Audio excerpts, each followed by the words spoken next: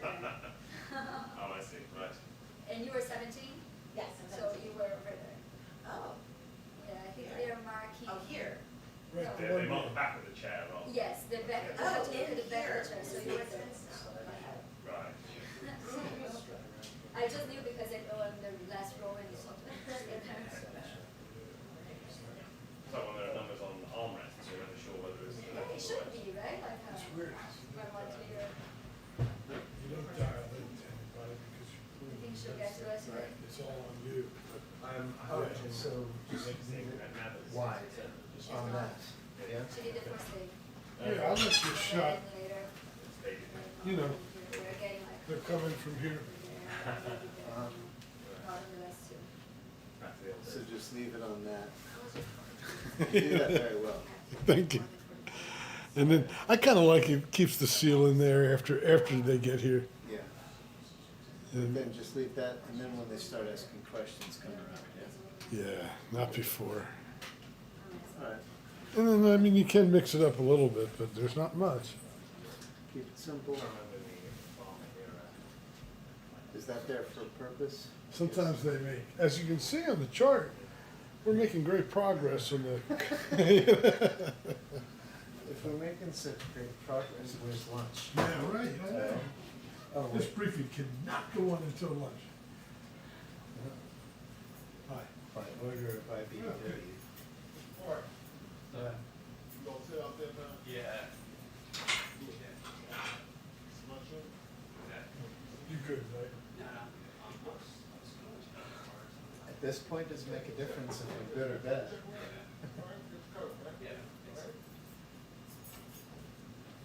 Don't trust.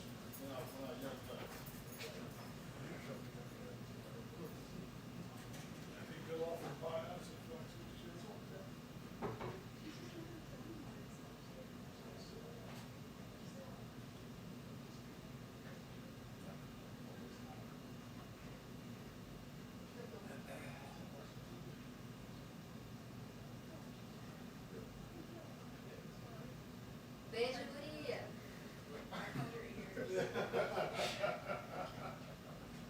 Sure, Ravis. We're ready.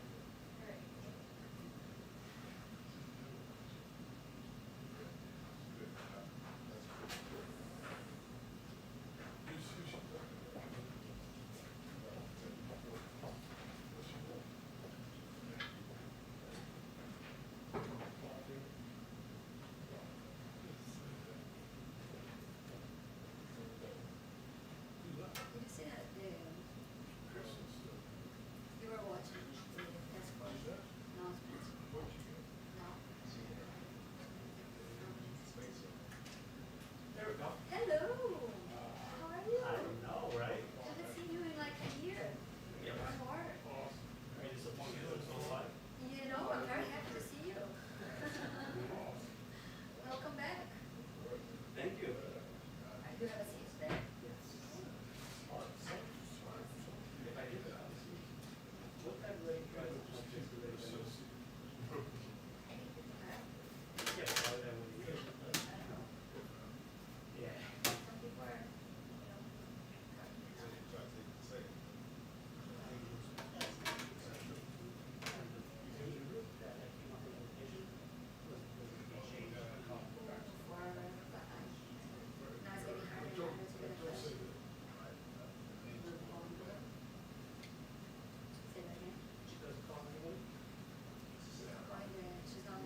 Tara, how are you?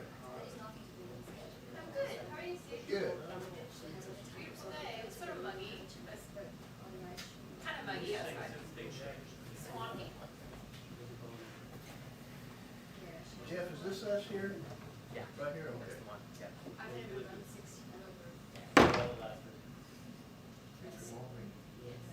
So, get questions. Talk to Mr. Grossman. In fact, I served you because he has an office. Hey, how are you? Remember that? But I don't know what it Yeah, is. but, and the big thing was he never knew he was going to call. Right. What have you guys ever for dinner? I keep calling it.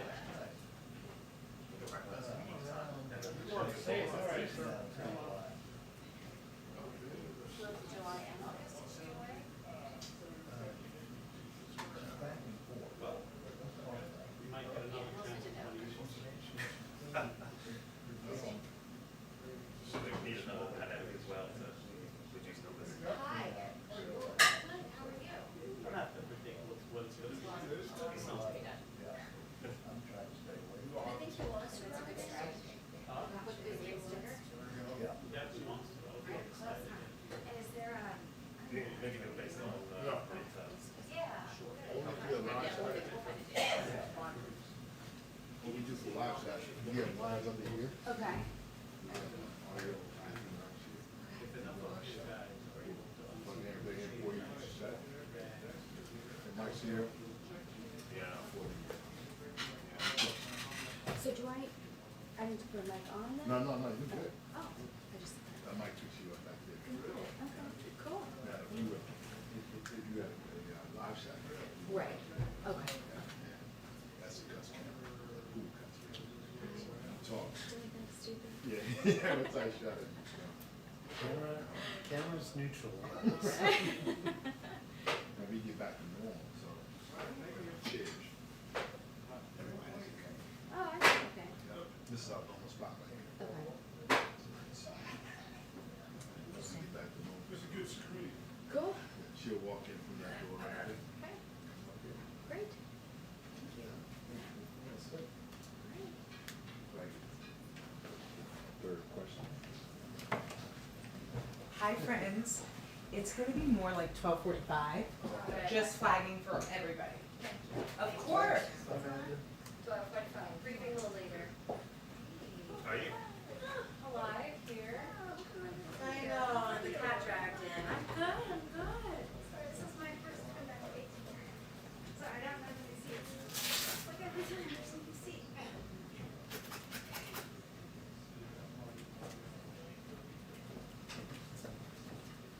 12:45. Yes, I'm sorry, Steve. Hello. You know how it goes. Yeah.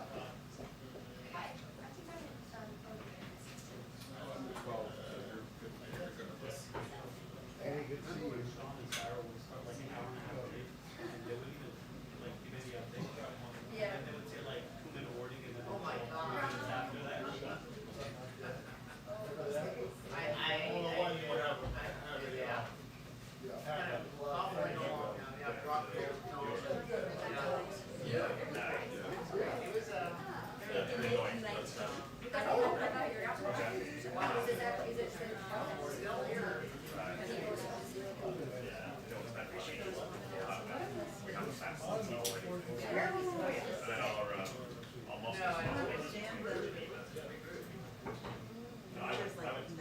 But I mean, I don't sit in the FDRC, right?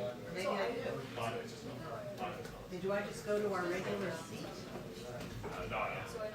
Just all around. Okay, with the- I haven't been here since they expanded.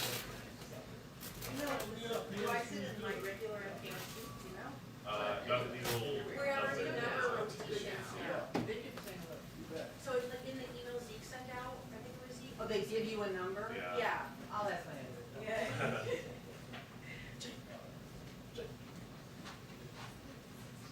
Yeah, so it's this one, yeah, I was confused too, it's on the back.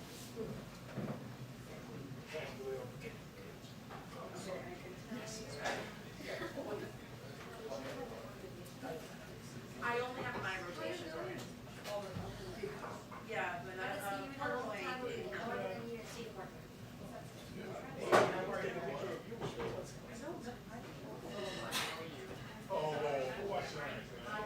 well, there's up close, documents, is at least what I see here.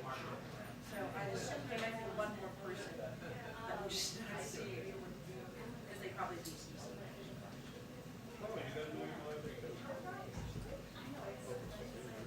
Oh, Axios is in ours too. No. It's hard. Come on, actual seat, is just here. So. I don't get downgraded that much. That means you're actually sitting there, the numbers will back. Look how ours is measured. I know, I wondered why you, how's you go back then? Shall I give you back? Oh. Actually, everybody's full.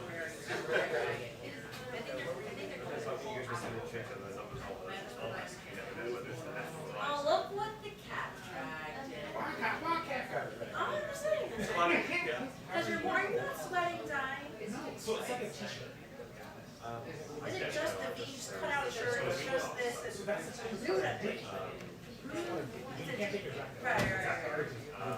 That's why I'm wearing denim. I'm wearing denim, denim, Because it's much I could get It's Pride Month, right now.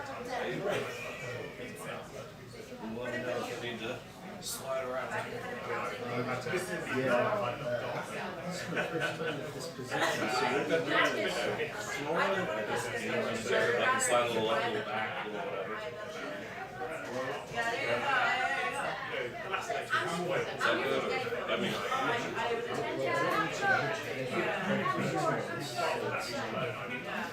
how far back can you go? mine is just been a while. Right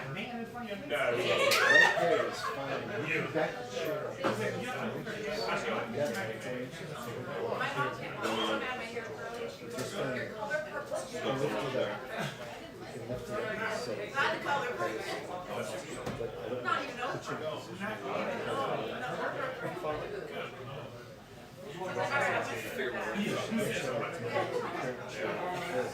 You know, I've been trying to, get it. Yeah, our jury, Sit down with the budget and figure that out. There's so many. I love like a nice little swivel chair going back and forth across the room. Apparently that might be distracting. Action, color, and noise. That's the thing. Yeah, you guys are pros. You got it.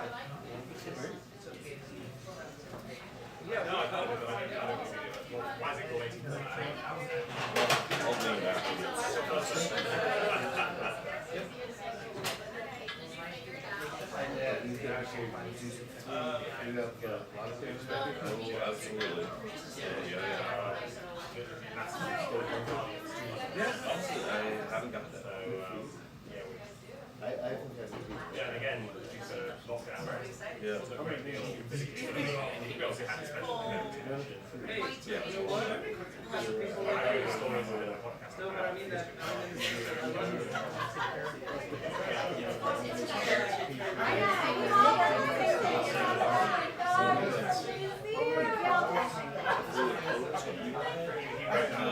You know, I still get sometimes after.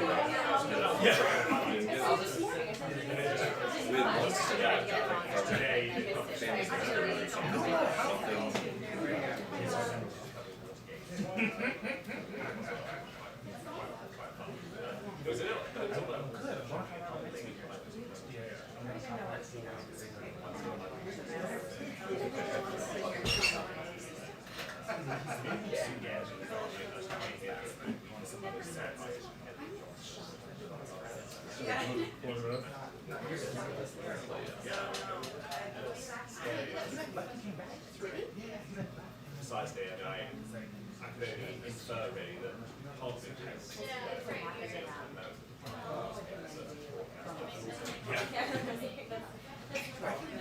exactly, yeah.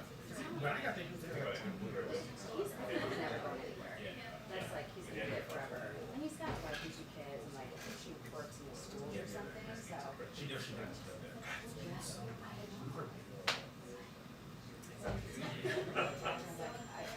Exactly. Excuse me. Not to dye my hair that shade blonde because I fried it all off. I feel like station sponsored a Veda salon, you know? Yes. Lisa We were local. Oh, yeah. Yeah. Like, how many years is that? 9? 9 years? Yeah. Your basement casino. Yeah. I always get the most time. I'm Jackie, by the way. Oh, I'm Cameron. Hi, nice to meet you. We should handsome this thing. Right. You know, I know they were a couple there, so. In my building, people still share elevators, so. Yeah, it's like, you know, whatever your risk comfort is, what I use for. You don't like it, right? Yeah. I literally just ate a Reese's cup before I, sacrificed and started it, but yeah. I'm thinking I have like. No, I would actually.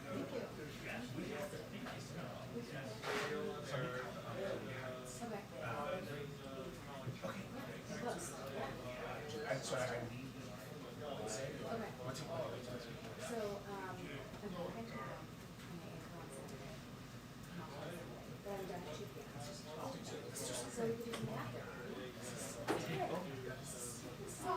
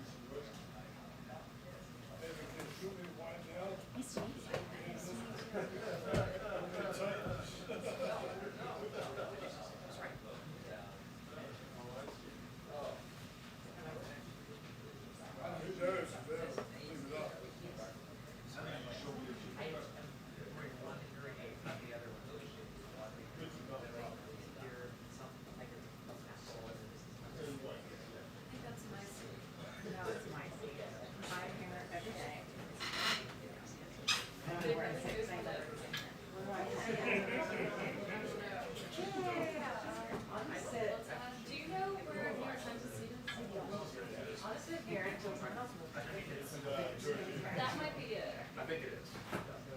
Sorry. We both looked at Facebook yesterday. It's not this at all. I don't take it personally. I like my haircut. Thanks. It's hot outside. That's nice. Yeah. But good, connected.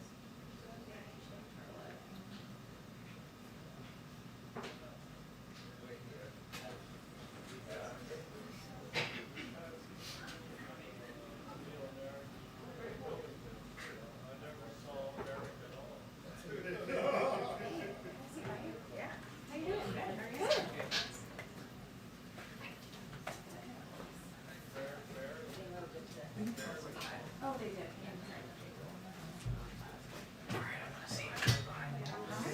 You're good? I'm only gonna hit your, sorry, I'm only gonna hit your camera like 6 times during the. Fixing my break. Is that glasses. okay? 6 times? When I'm fired and. You can come and live with me. You can come and live with me. No, you can come and live with me. Oh, come on. What, you think a nickel's worth more than my house? You're probably right. And then photography is just like this. Right into the stairwell. Past the Wi-Fi? Yeah, right next to the stairwell. No worries. I got you. Oh, no, I understand. That is poetry and. Poetry and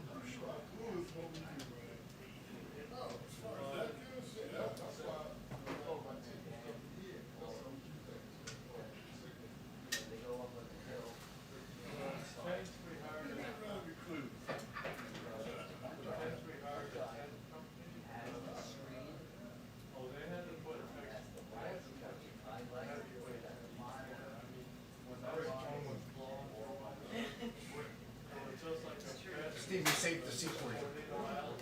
Oh, sorry. It's really thoughtful. Yeah.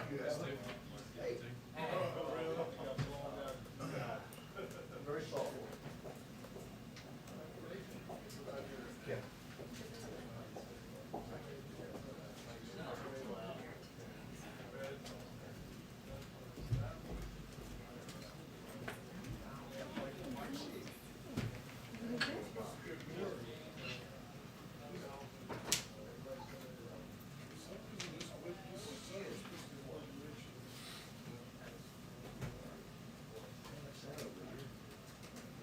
I know, I was like, am I in the right place? I think so.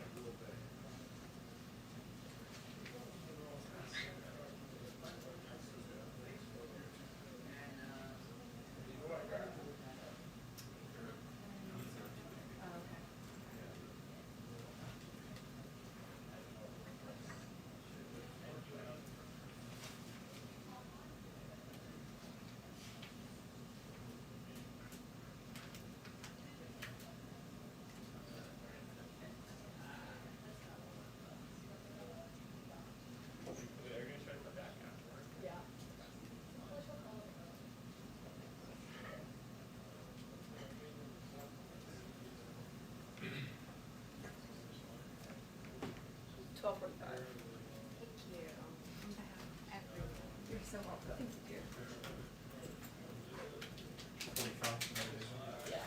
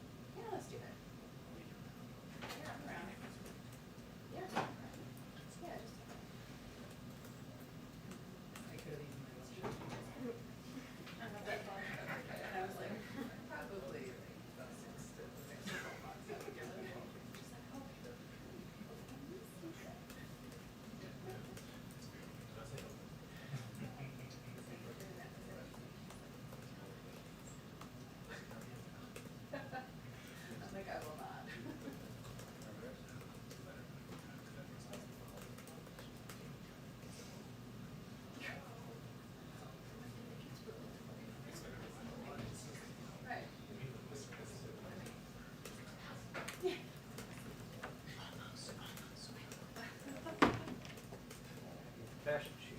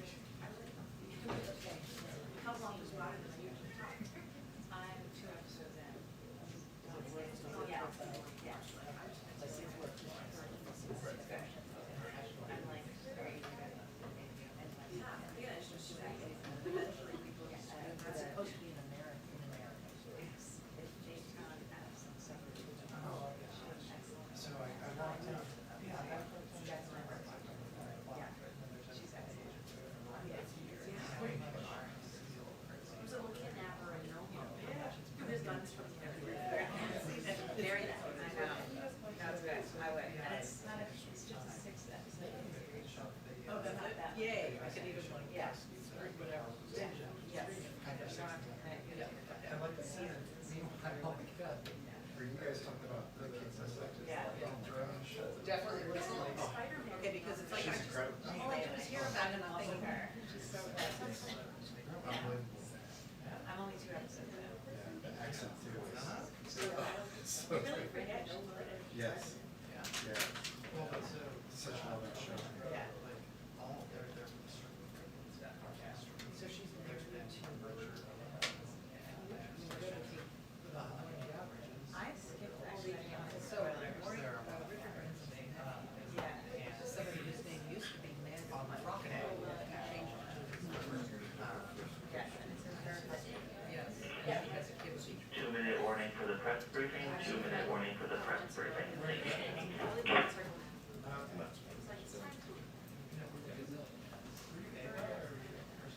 No, I was in the museum. Museum. It's right across the street. It was really nice, but there's still too much food. I saw what's just done. So now, now, yeah, so it's like now I'm in love with it. I'm in the friendly fire as opposed to unfriendly. Where's your white supremacist get from? Yeah, no, no. I'm talking about. That's question for them. Yeah. Remember, C-SPAN is a good job. No, actually, that's not sponsorship. They got free guys on this. It is. See this statue outside? I have friends who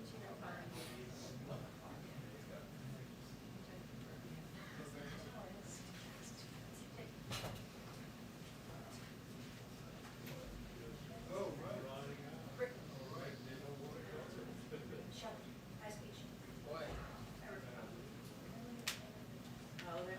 It's flat.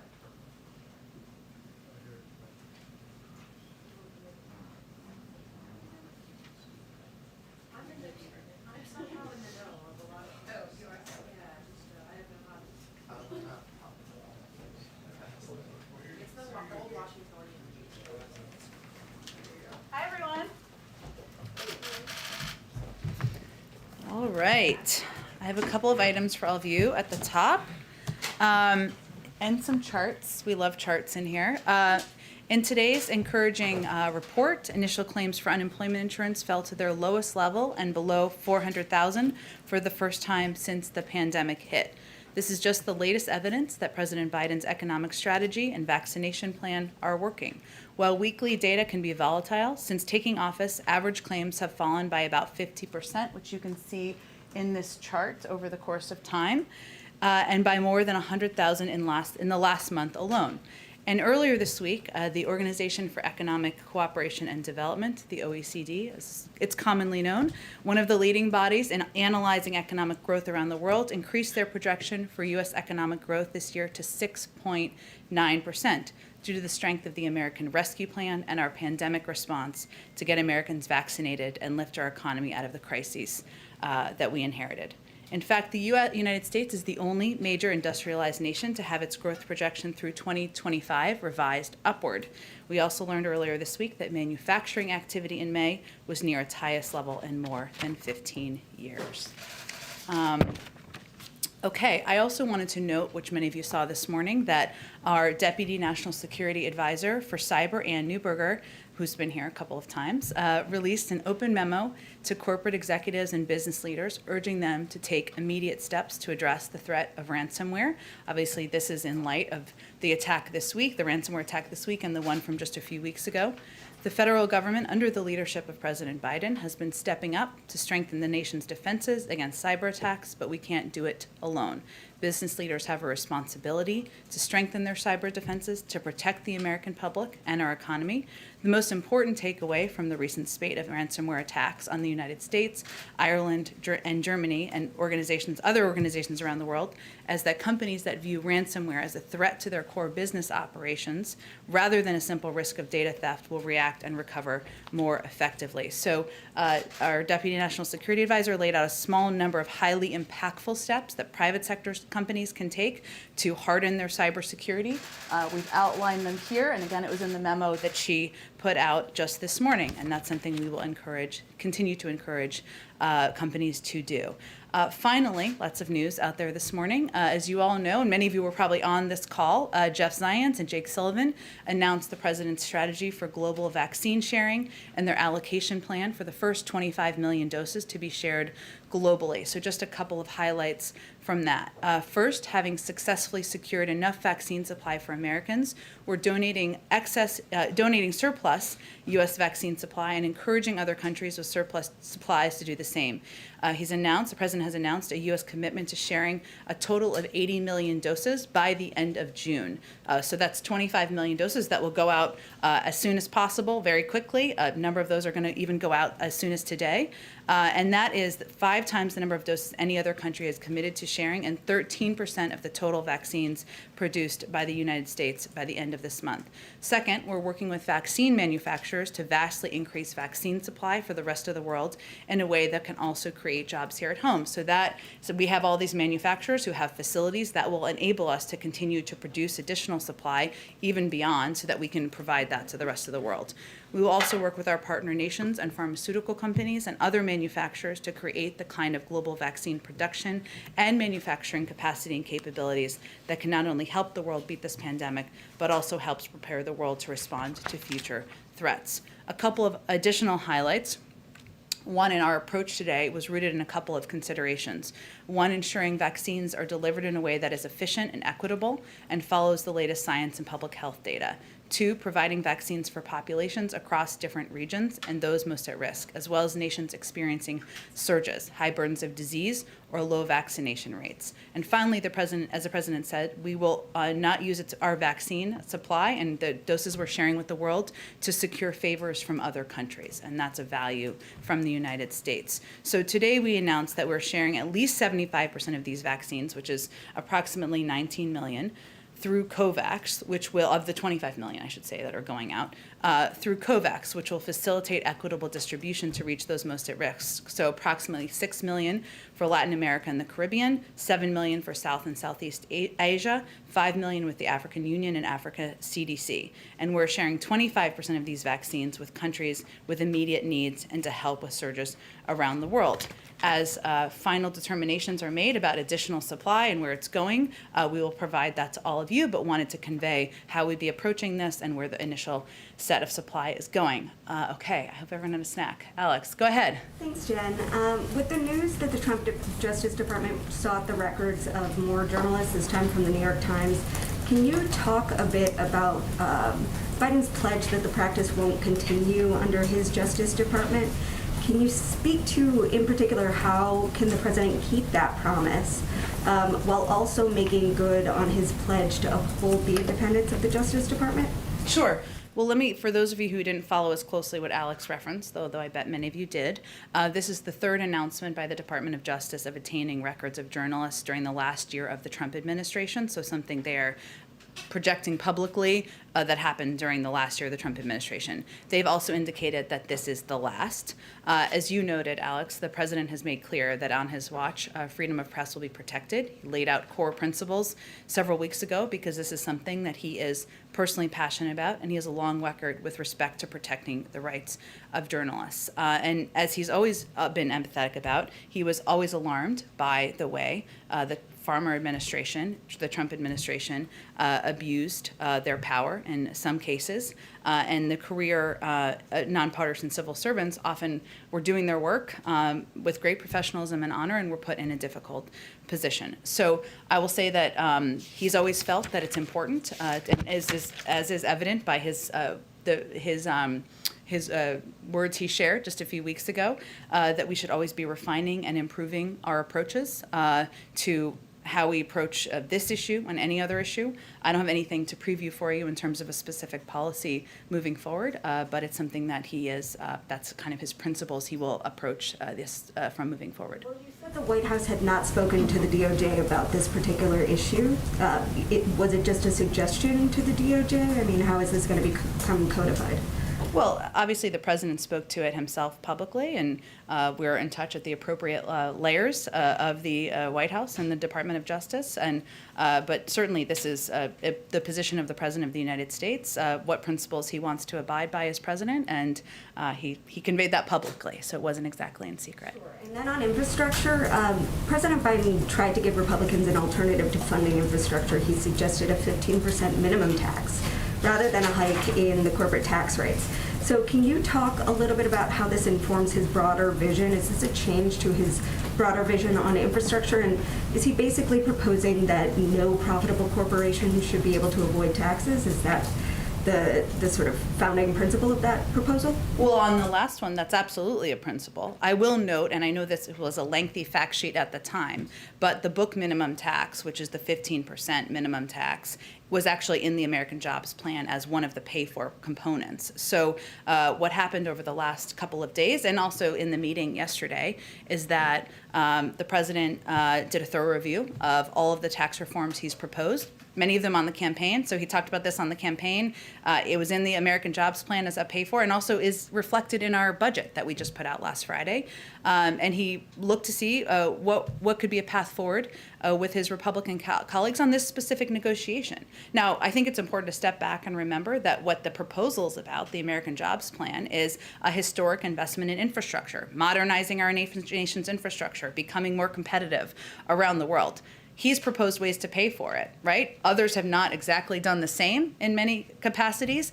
So this is a way for him to identify pieces that he's long been proponent of as ways where he feels it would not violate. This should be completely acceptable to a number of Republicans who have said that they want to leave, their bottom line is they want to leave the 2017 tax law untouched. So I wouldn't say it's a new approach by the president. This is in our budget. It was on the campaign. It was in the American Jobs Plan proposal. He also talked, of course, about the benefit of tax enforcement and how that could be a revenue raiser.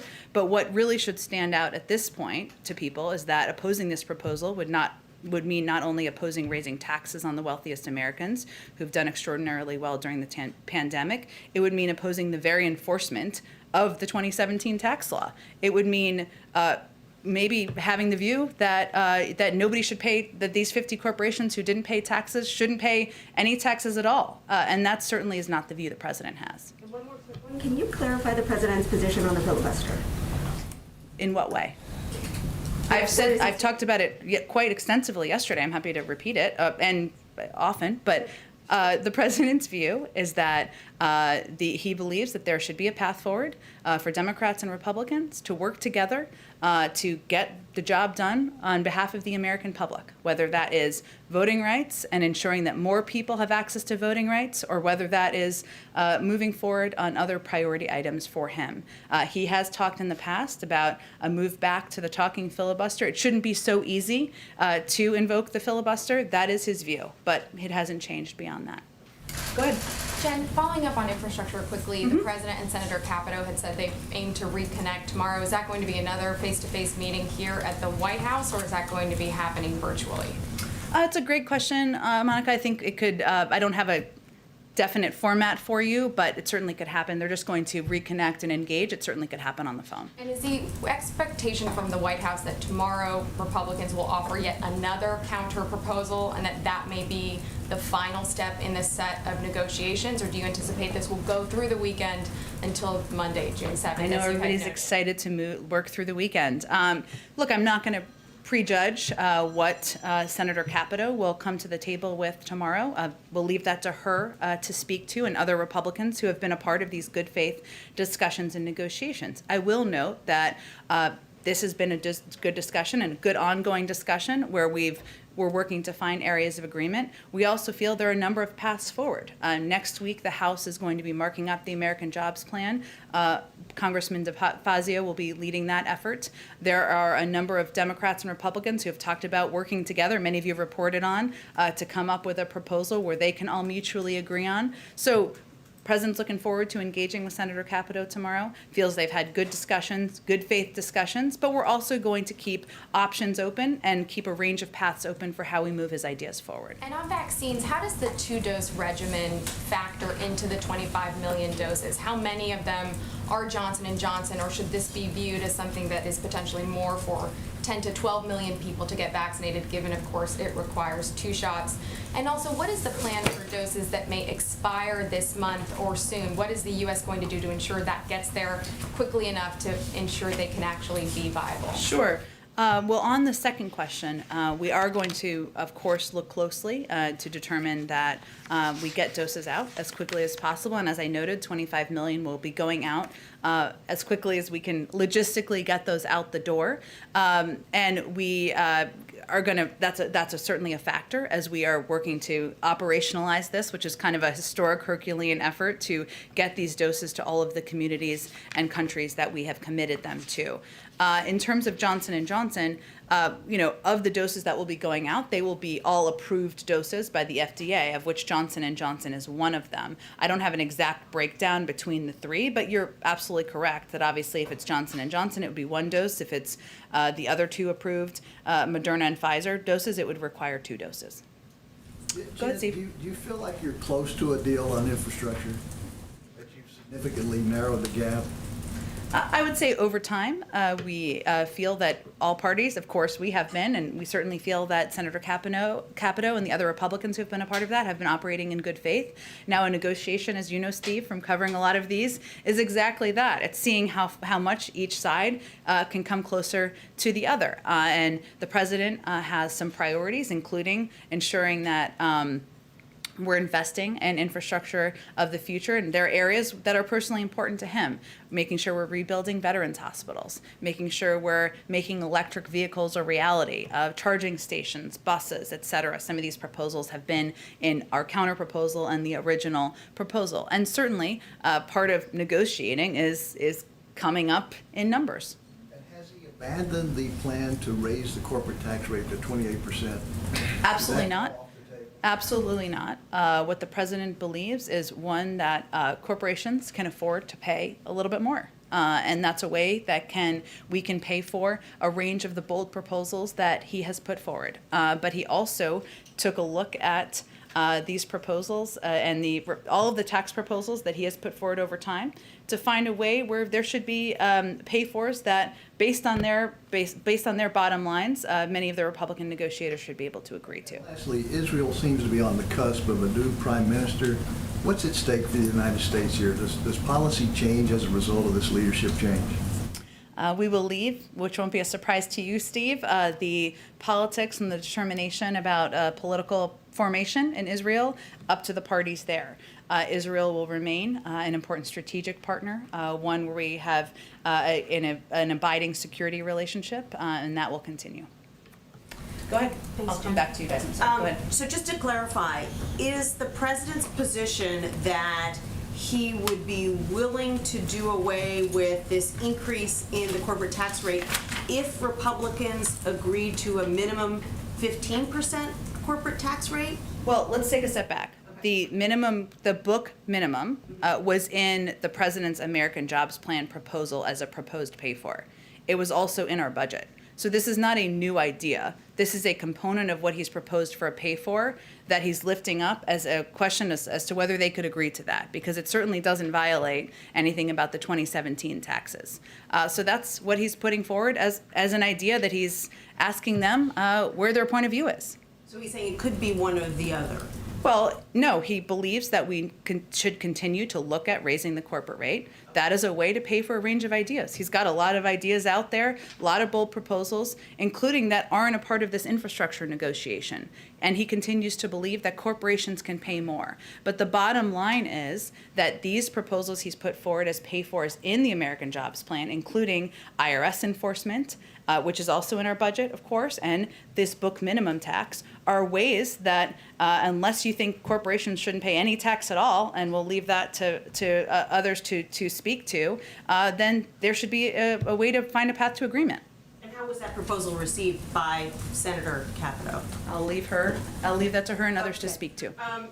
The president said yesterday that he's putting Vice President Harris in charge of the White House's efforts to combat voting restrictions around the country. What is this effort going to look like exactly? What is the White House going to do to push back on bills that are making their way through state legislatures? Well, first I would say that the Vice President put out an extensive statement on this just 2 days ago. And she has this assignment because she asked to lead the effort on voting rights, because it's an issue she is personally passionate about, and she wants to spend time and effort and energy working on.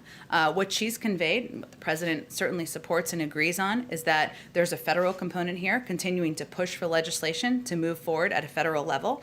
But there's also an important component of working with grassroots organizations, leaders in states, and others to see how we can push back on laws that have been, that are moving toward getting approved, that make it harder to vote, and how we can use the power of the Vice Presidency to activate energy and engagement on these issues. And then finally, the FBI has been investigating Postmaster General Louis DeJoy in connection with his former business.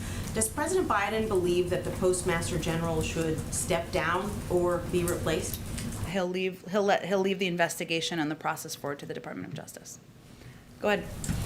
Going back to infrastructure, I understand that the president offered to repurpose $75 billion in unspent COVID money after there was some concern from the White House that doing that would jeopardize aid to rural hospitals in the areas where it was intended in the beginning. What changed in that negotiation, and then is there any more room for that given the jobs report and the 20 states not taking enhanced federal unemployment anymore? Could more be taken from unemployment to dedicate to the $75 billion and bring it up? First, let me say that what he's referencing, or there might be some openness to, is pre-ARP money, which passed during the prior administration. There is a tiny minimal amount left. So they're certainly not going to pay for the vast majority of these proposals. Also, I would note that a lot of this funding, as we've talked about before, the vast majority of this funding is allocated, and it is meant to go to, as you noted, hospitals, to firefighters, to keeping law enforcement on the job, to state and localities that have suffered during the pandemic. So we've proposed alternatives to pay for these proposals, as we've been talking about a bit in here. Why wouldn't it be a better option for companies that paid no tax to pay 15%, which is still a lower tax rate than even was in the Trump tax package? Why wouldn't it be a better proposal to invest in enforcement, IRS enforcement, something that's supported by 84% of Republicans in the country? So there are a range of ideas out there. The president's bottom line is he's not going to raise taxes on people making less than $400,000 a year. He's proposed a lot of different options that don't cross that red line, and he's looking forward to seeing what the other side has to offer. Where did that $75 billion come from? Like, what pot did it come out of? The pre-ARP COVID funding. Okay. And then going to the emails with Dr. Fauci, there was an exchange between Dr. Collins and Dr. Fauci referencing a Fox News report discussing it as basically the lab leak as a conspiracy. Collins denied, jumping to conclusions, and he asserted that his mention of conspiracies was referring to the rumor that the virus was bioengineered as a weapon. Is that the position of the administration and their top health experts, that this was not engineered, or is that still an open question and part of this review? Well, I think we've spoken to this pretty extensively from here. Let me just say on Dr. Fauci and his emails, he's also spoken to this many, many times over the course of the last few days, and we'll let him speak for himself. And he's been an undeniable asset in our country's pandemic response. But it's obviously not that advantageous for me to relitigate the substance of emails from 17 months ago. We've launched, based on the president's direction, an entire internal review process to use all of the resources across government to get to the bottom of the origins. And that's a 100-day process, and we'll look forward to providing more when 90 days, sorry, when it's concluded. Can you speak at all to the Vanity Fair report about this State Department fact sheet that came out 5 days before inauguration? 5 days before this president's inauguration? Correct. Do you know if there was any crossover of that, how that was seen by this administration, the conclusions that they were trying to put out in the final days of the Trump administration? I think I'm just going to focus on our own internal review that's going to use every resource in the federal government, whether that is our health experts, our medical experts, our national security team, to see what more we can unearth about the origins, which certainly we all want to get to the bottom of. Go ahead. Yeah, back on infrastructure. So just to be clear, this $1 trillion in new spending and the focus on the minimum tax instead of corporate tax hikes, is this the president's best and final offer to Republicans? Well, first of all, I think it's important to note we have a range of means for moving the president's ideas and proposals forward. And the president's going to have a conversation with Senator Capito tomorrow. He's very much looking forward to that. I will tell you for clarity that what he put forward would have been new spending on top of a baseline of $400 billion over 5 years. That amount of money that would be expected to be invested in infrastructure regardless of these talks. And beyond that, I think in terms of the pay-fors, we're open to other options. The president is just not going to raise taxes on Americans making less than $400,000 a year. If the Republicans want to go back to raising the corporate rate as a part of this specific negotiation, we are absolutely for that, and we think that these corporations could pay more. If there are other options, great. We're not going to go down the road of user fees or other areas that would raise taxes on the American people. And how much of the plan does that minimum tax cover? Does the White House? It's in our budget. You can take a look. And just on the corporate tax rate, are you confident progressive Democrats in Congress would get behind a proposal that doesn't include an increase in the corporate tax rate? Well, to be clear, the president absolutely thinks that corporations can afford to pay more, and especially including corporations that paid zero in taxes over the last several years. That's why it was in his proposal as a pay-for, and certainly a range of members, including progressives, are certainly well aware of what was in the president's American Jobs Plan proposal as pay-fors. And just on the cyber hacking, the White House is telling businesses to take steps to prevent this. What's the message to Americans, to businesses that keep seeing these hacks happening? Would you consider enforcement? Would you consider other regulations that would try to make this, stricter to prevent these cyber attacks? Well, first I will say that there has been ransomware is a global problem, as I think you all know, and we've seen these attacks, ransomware attacks, I should say. We've seen these attacks disrupt organizations around the world, from hospitals across Ireland, Germany, and France to pipelines, as you all know, in the United States, and banks in the United Kingdom. These attacks have been on the rise for years because these criminal groups are able to make a profit off the backs of businesses, schools, local governments, and more. That's one of the reasons that we're doing our own review internally, which has the focus of 4 lines of effort, because we recognize this is an increasing threat, that it is a threat here, but it's also a threat around the world, and certainly one that we'll be discussing on the president's trip in just 2 weeks. Our focus is on the disruption of ransomware infrastructure and actors, including through close cooperation with the private sector, part of that communication, building an international coalition, hence part of the president's trip, expanding cryptocurrency analysis to find and pursue criminal transactions, and reviewing our own ransomware policies. That's ongoing, something that's a priority to the president, and will be a priority on the national security team. Go ahead, Keelan. Does he view the $1 trillion in new spending as the lowest he is willing to go? Not going to negotiate from here, but certainly we look forward to the president having the discussion with Senator Capito tomorrow. And as a reminder, there are some other some other paths that are currently happening. We're days away from the House marking up the American Jobs Plan. That's something a lot of Democrats in Congress are pretty excited about, as you all know.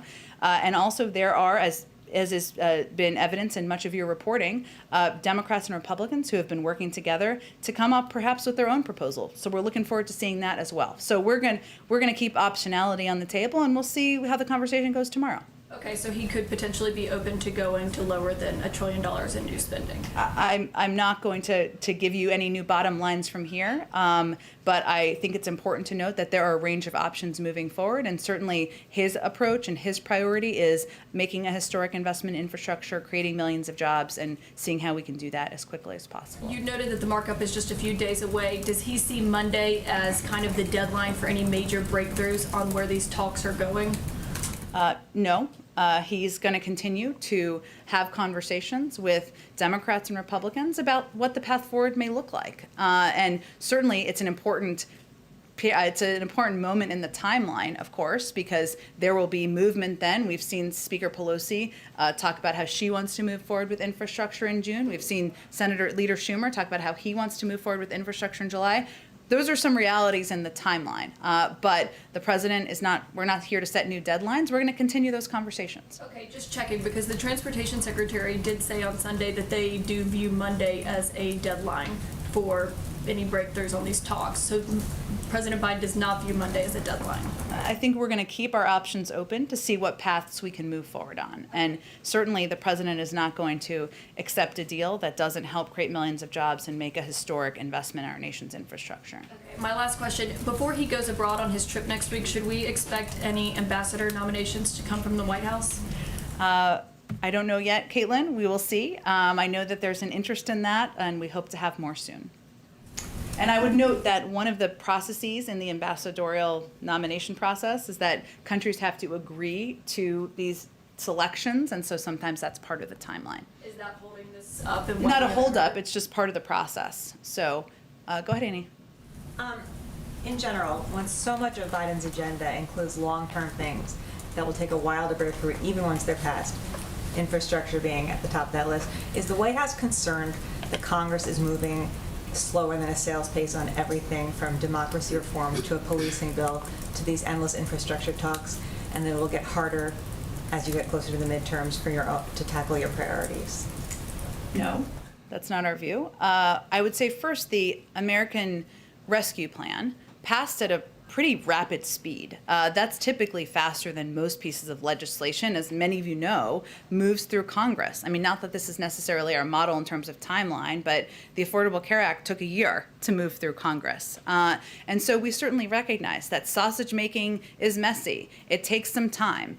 The president has talked about wanting to sign a bill into law this summer.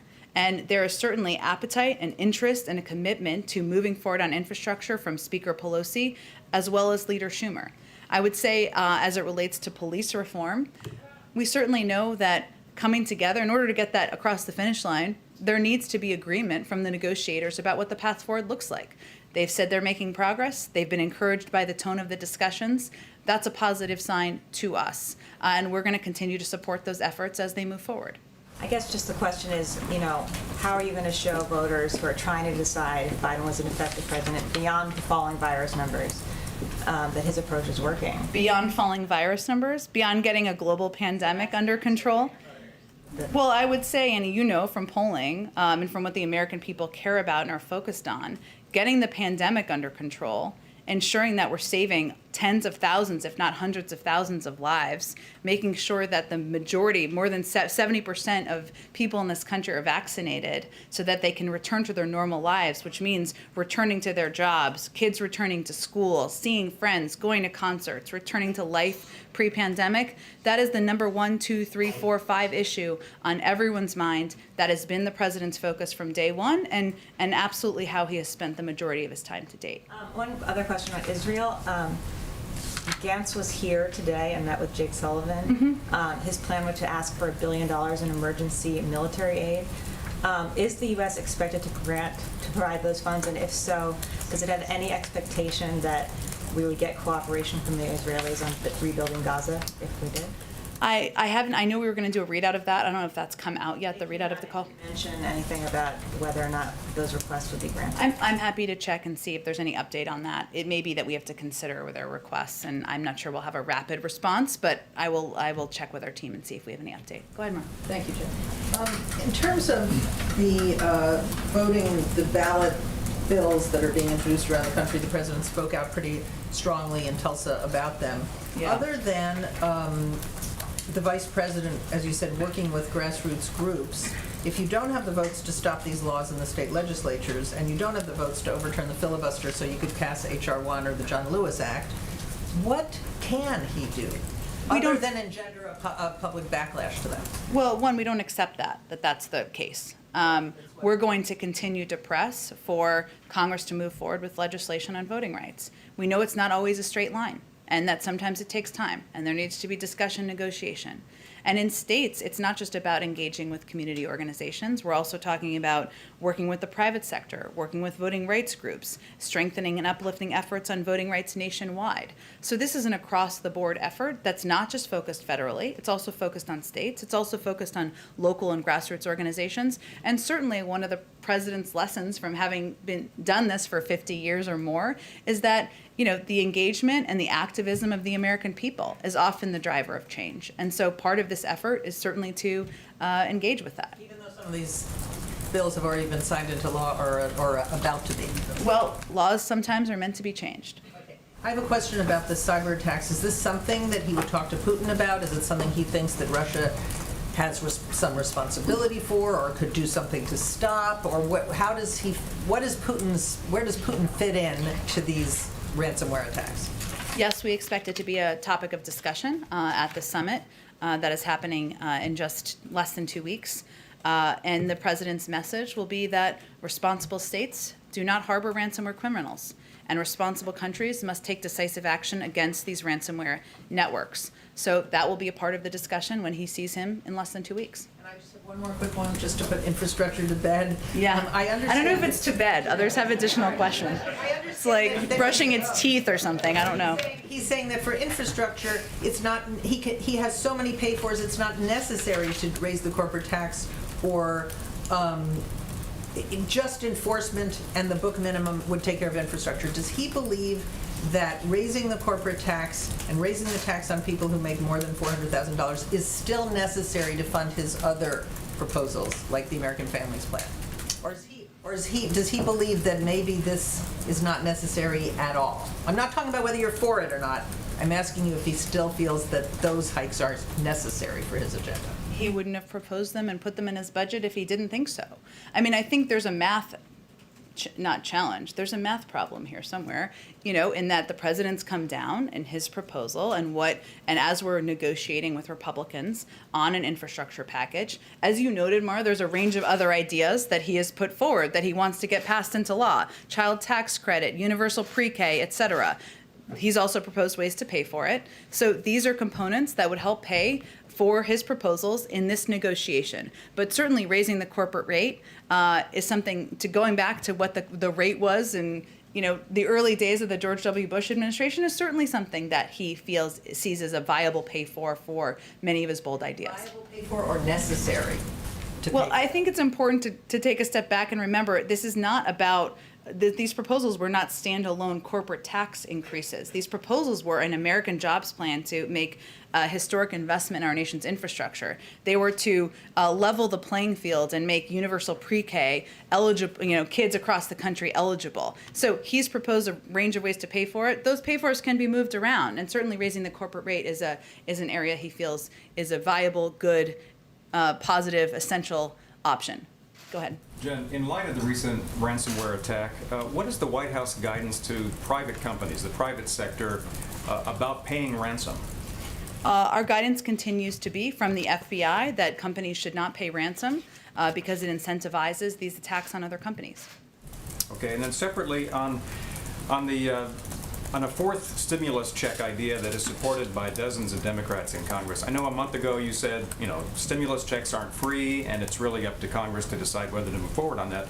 I'm wondering at this point, does the president support that idea, or does he believe that his American Jobs and Families Plan provide enough economic assistance that a fourth stimulus wouldn't be necessary? Well, I think as I said at the time, I should say, when you asked us before, the president is certainly open to a range of ideas. There are some who are proposing an elimination of the SALT deduction. I think I said it the right way. And there are some who are proposing making the child tax credit permanent. There are some who are proposing additional stimulus. He's happy to hear from a range of ideas on what would be most effective and what's most important to the economy moving forward. But he's also proposed what he thinks is going to be most effective for the short term, for putting people back to work, to getting through this pivotal period of time, and also to making us more competitive over the long term. And just to clarify, the president does support an extension of the family child tax credit that's going to start taking effect next month, correct? It's in his American Families Plan, he's proposed an extension of the child tax credit. Okay. Yep. Go ahead. Thank you. Does the choreography of the Europe trip, having these sit-downs with allies from NATO for Putin, is this meant to effectively project President Biden as a messenger of the West, not just the US, when he sits down with the Russian leader? Well, I would first say that his commitment to attend the G7 and NATO predated the scheduling of the summit, just factually, as you all know. But I would certainly say thematically that what you'll see from the president and him talk about on this trip is his advocacy for democracy over autocracy, domestically here in the United States, but certainly around the world. And he's always felt that we are stronger when we are working with our partners and our allies. Many of them are in the G7 and in NATO, and certainly discussing issues as it relates to cyber threats, the threat of climate change, or problematic behavior from some where we have disagreements, including Russia, including China, would certainly be a part of those engagements. Would it be fair to say that that theme, if you're talking about the democracy over autocracy, is that maybe his guiding theme through that whole week? Stay tuned. Okay, go ahead, Eugene. The president hasn't nominated someone for the top antitrust role at the DOJ yet. It's the longest since before H.W. Bush. I'm just wondering if there's a holdup there, and if so, what is it? I'm not aware of any particular holdup, and certainly he wants to select and nominate the right people for each of these important positions. We can check and see if there's any update on the timeline. And on H.R. 40, President Biden was obviously in Tulsa there. I was also there talking to some activists, and they heard from the president and have heard from this White House that he is supportive of a committee to study reparations, which is what H.R. 40 would do. But he hasn't called for Congress to pass H.R. 40 or talked about his support for the bill specifically. So I'm just curious if he supports the bill as written that just went through. Well, he supports a number of components of the bill, including the funding and the proposal for a study, which he feels would be the next important step forward and something that he feels would be absolutely correct in addressing this moment in history, these moments in history. But not H.R. 40 as I don't have more of an assessment of the legislation, but he, of course, supports a study of reparations and feels that would be the best next step. Go ahead. Thank you, Jen. I know that you don't want to relitigate what happened when Biden wasn't in office and when those emails were sent. You guys were That's a setup. Probably not. Okay. But has anyone from your team briefed the president on what was in those FOIA Fauci emails? I'm not aware of him being briefed on the publicly reported emails. And then, given that there were some things that Fauci said privately that contrasted with what he said publicly, whether it was masks or whether or not someone who had the virus, had immunity or, other questions as well. I mean, does he still have confidence in his NIH director? Does this change anything at all? No, the president and the administration feel that Dr. Fauci has played an incredible role in getting the pandemic under control, being a voice to the public throughout the course of this pandemic. And again, I would reiterate, a lot of these emails are from 17 months ago or more, certainly predating this administration, but some time ago as we look to history. This morning on Morning Joe, Anthony Fauci said that one of the ways to get transparency from the Chinese on the origins of COVID-19 was to, quote, "don't be accusatory." Does the president feel that the initial investigation of the origin of the virus, including that WHO survey that your team had deep concerns over, was the problem with that it was too accusatory? I mean, is that a problem that this administration is being accusatory? Or, I mean, is this a situation where, just following the evidence where it leads? I think our primary objective here has been working with the international community, rejoining the WHO, working with the international community to unite and pressing the Chinese to be transparent, to provide the underlying data so other scientists can take a look at that data and to participate in a constructive way in the next phase, I should say, of the WHO investigation. As we noted at the time when we announced our own internal next step here, our 90-day review, one of the things that was happening in the timeline was the Chinese conveying that that was not their inclination. So I can't assess what the impacts are. I can tell you what our position is and what we've been pressing for on the international stage. Go ahead. Yes, just about the 90-day review. One thing that's not clear is how is it that the U.S. intelligence officials knew about the workers in Wuhan lab, that they knew about them getting sick back in 2019, and then in February, the intelligence officials were saying that they still hadn't ruled out the possibility that the virus came from the lab. But the inquiry didn't happen until late May of this month.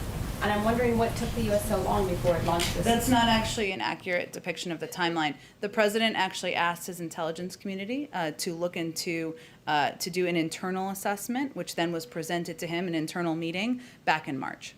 Yes, but the official, the 90-day inquiry, the one you're describing, like the full look at this hypothesis, that was not announced publicly, and people were not aware of it until May 26th. He didn't decide to launch it. The timeline here was, he asked the intelligence team to do an internal review, an internal assessment. When that was done several weeks ago, he asked it to be made public to declassify that information. That goes through a process, sometimes takes a couple of weeks to do. When that assessment was done, we were presented with an option for a public statement, and the president decided we wanted to do a more extensive review and tap into our lab scientists and experts, our more of our national security team, to see what more we can uncover over the course of 90 days. That's the timeline.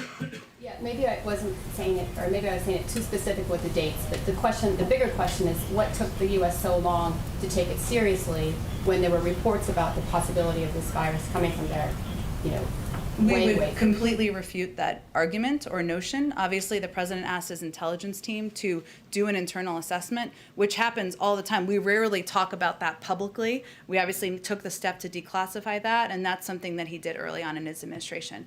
Go ahead. Go ahead. Oh, great. Okay. Sorry, Nancy. I didn't mean to skip you. Go ahead.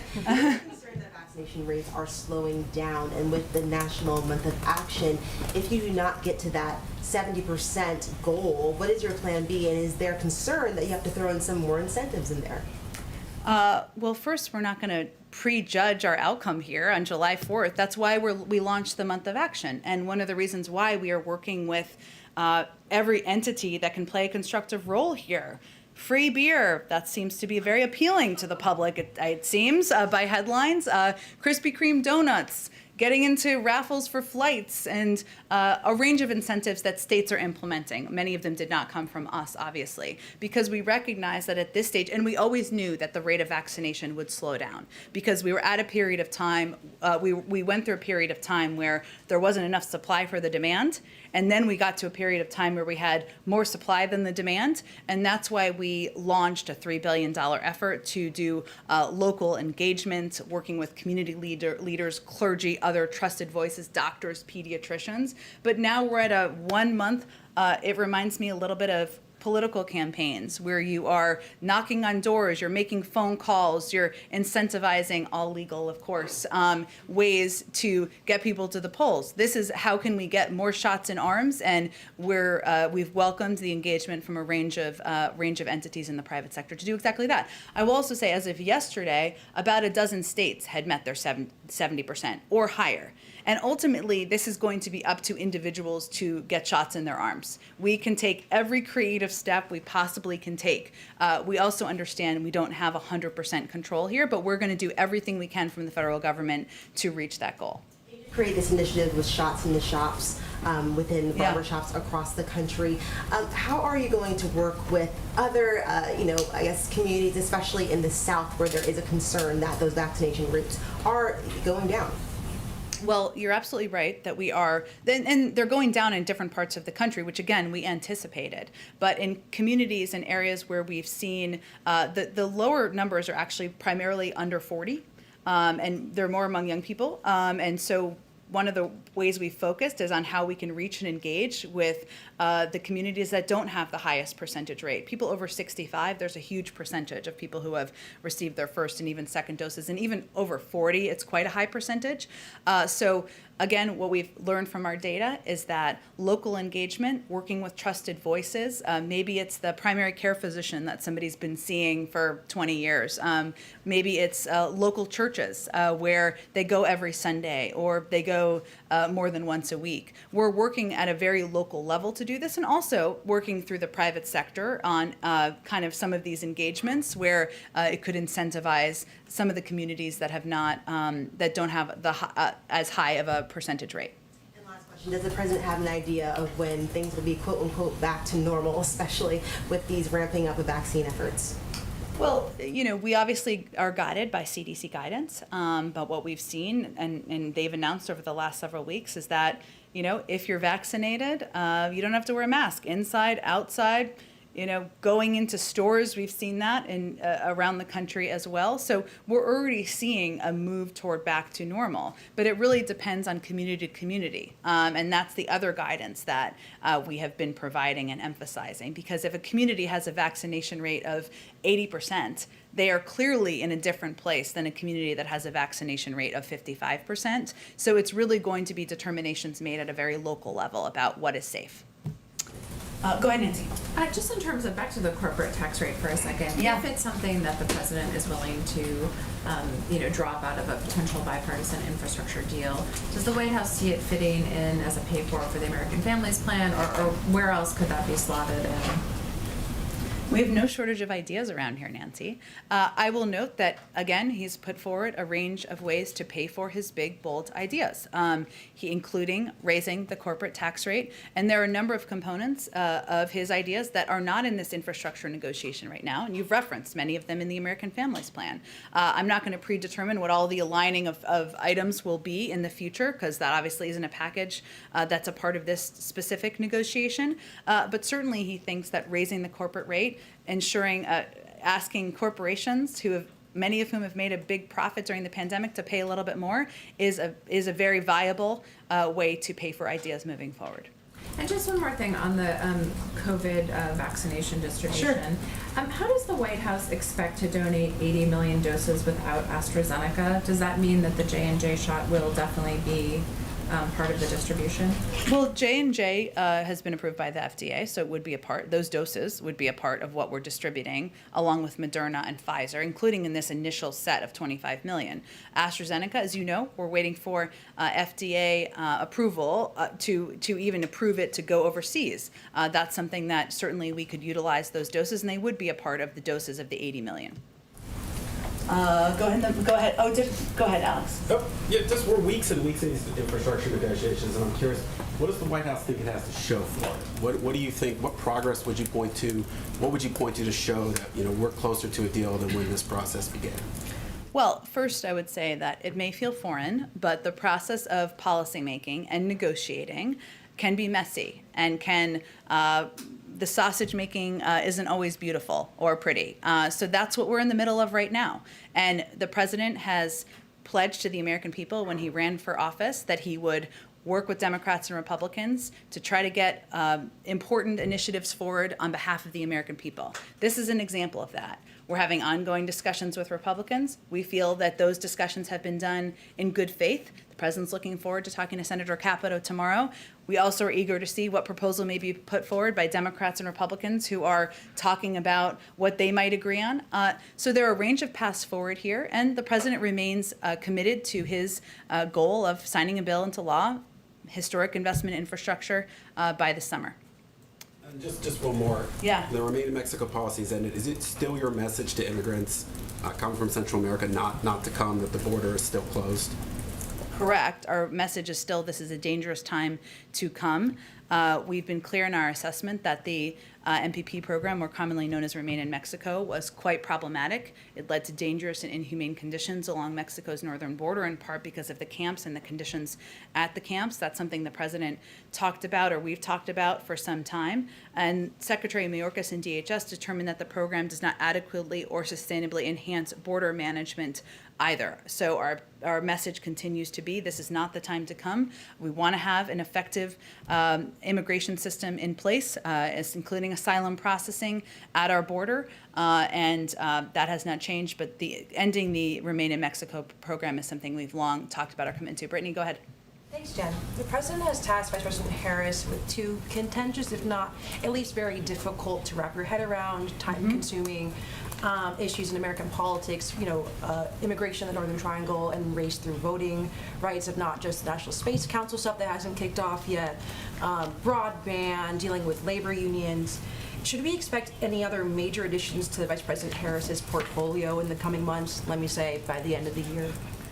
Well, first, the president's confident that the vice president is absolutely up to the task. He sees her as a partner and someone who he is playing the role of a modern-day vice president, which is taking on challenging tasks, tasks that won't be easy, and that's certainly something he felt he did as vice president, and he is confident that Vice President Harris will do exactly the same thing. And as you know, she's traveling to the Northern Triangle next week. She's just taken on this initiative per her request on voting rights.